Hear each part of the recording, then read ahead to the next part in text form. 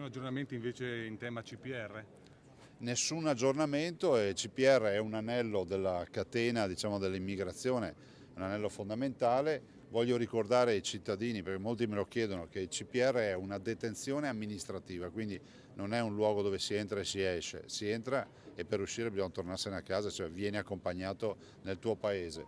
Quindi il tema è questo. Dopodiché il CPR nulla ha a che vedere con gli arrivi a Lampedusa, nel senso che il CPR serve per avere detenzione, diciamo, amministrativa per un massimo di 18 mesi per quei cittadini che hanno il decreto di espulsione e se ne devono tornare a casa. E dove si aprirà non si sa ancora. No, non si Ma sa il nulla. sito, quello di Rovigo, era una buttata? Che cos'era? Non ve lo so dire, cioè non è, come probabilmente sono state buttate anche le province di Treviso, di Venezia o di Verona, che molto probabilmente sono state messe in relazione alla presenza di un aeroporto, perché poi l'espulsione molto spesso avviene tramite, diciamo, aereo e quindi l'aeroporto.